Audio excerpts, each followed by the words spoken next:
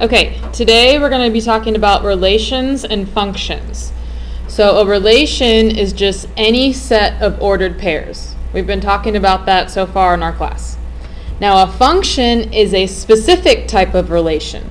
It's a relation in which each member of the independent variable is mapped to exactly one member of the dependent variable. Okay, so look at number 1.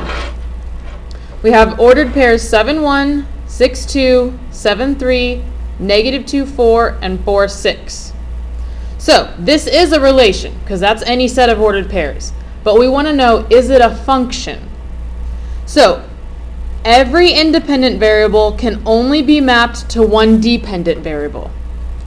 Well, look here. We have 7, 1 and 7, 3, which means that 7 goes to 1 and 7 goes to 3. We can't have that. So this is not a function. Okay, look at number 2. 9, 3, 7, 3, 5, 3, 3, 3, 1, 3. Now, we're only concerned with the x values. So as long as we don't have any repeating x values, that's a function. They can all go to the same y value if they want, but we can only have one x value used at a time. So since this does not have any repeating x values, this is a function.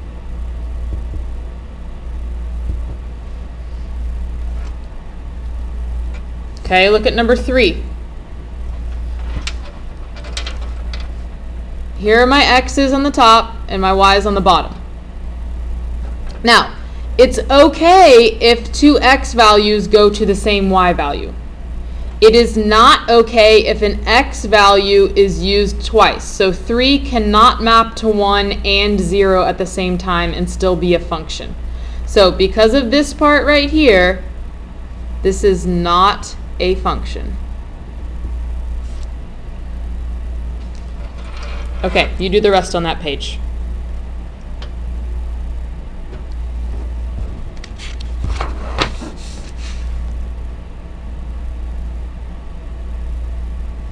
Okay, flip it over to the back side.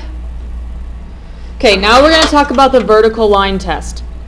So what the vertical line test says is that if I draw a vertical line anywhere on this graph, it can only touch one time. So any vertical line I draw on top of here is only going to touch my graph at one point. That only touches once. So this is a function.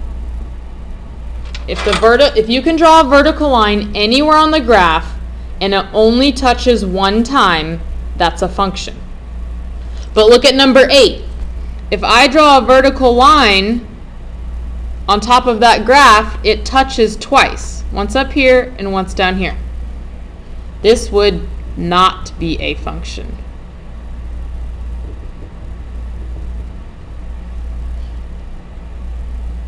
Okay, so finish up those problems through number 11 and summarize your findings at the bottom.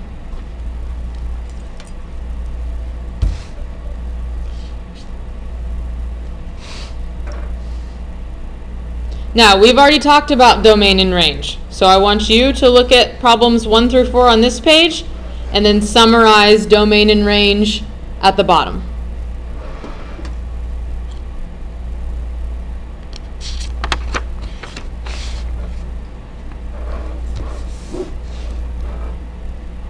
Okay, on the next page.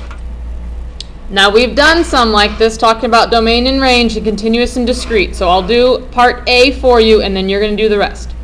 So for each of the following, circle function or not a function, and then we're going to fill in domain, range, continuous, and discrete. Okay, so function or not a function. So I have 5, 6, negative 4, and 6 as my x values, and 1, 2, 3, and 4 as my y values. Notice I have 6 that is mapped to 2 different y values. Okay, I cannot have a repeated x value. So this is not a function.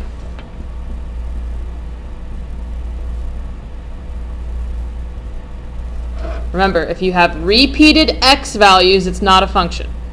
If you have repeated y values, that's okay. We're only concerned about the x values. Okay, my domain, well, first, is it continuous or discrete? Here we have a table. Remember, all tables, we call those discrete. So my domain, I use my curly brackets. We have -4, 5, and 6. Remember, you do not have to write the 6 twice.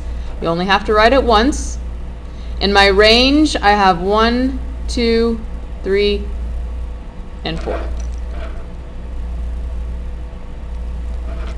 Okay, you finish that page.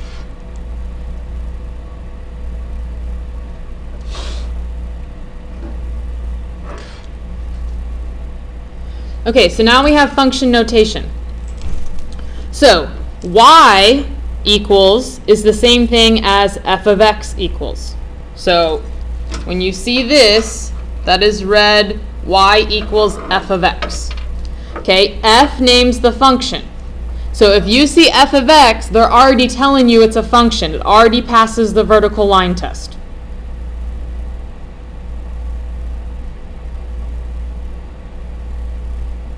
Okay, so now we're going to identify the independent and dependent variables and write a function rule in function notation for this situation. Okay, so Stephen buys lettuce that cost $1.69 a pound. Okay, so I need to figure out my independent and my dependent.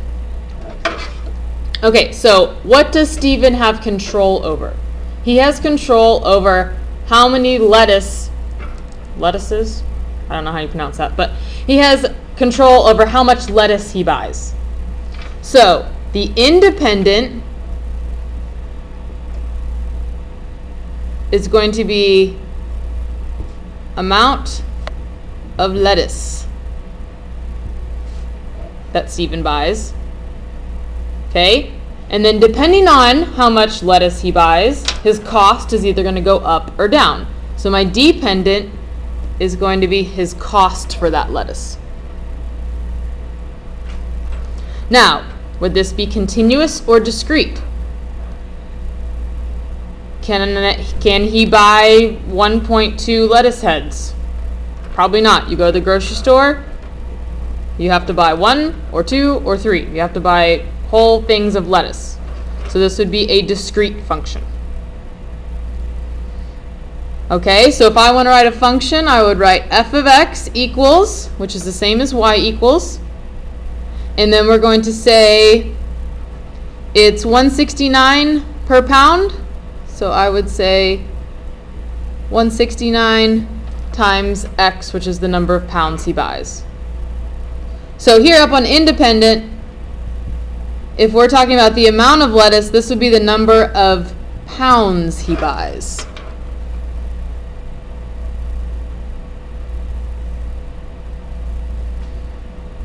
Okay, so I'm going to do one more example on the back of that page.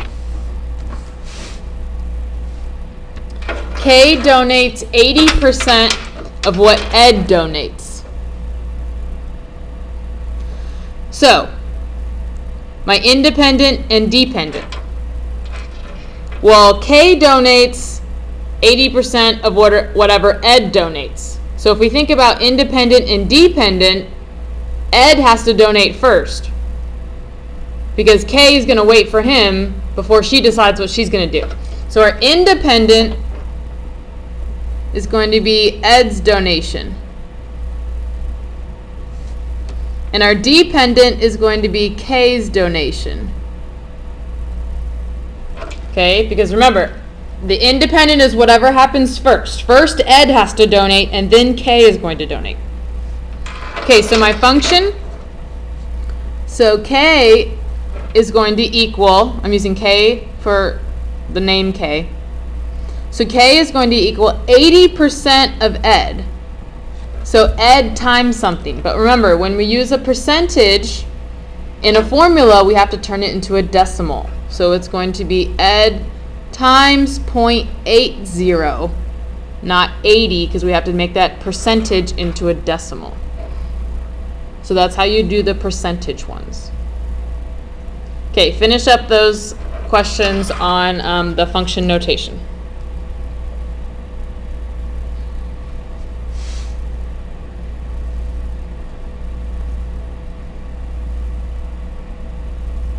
Okay, last example. We're going to evaluate a function. So it says, for f of x, 3x plus 2, find f of x when x equals 7 and when x equals negative 4. Okay, so all I'm doing here is plugging in. So they're saying x equals 7. I can plug that 7 in for the x. So the way we write this, our original function is f of x equals 3x plus 2.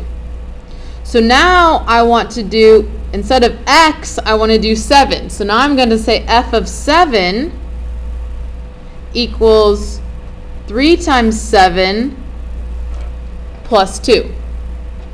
So all I did was wherever there were x's, I replaced it with 7 because here they told me that x and 7 were the same thing.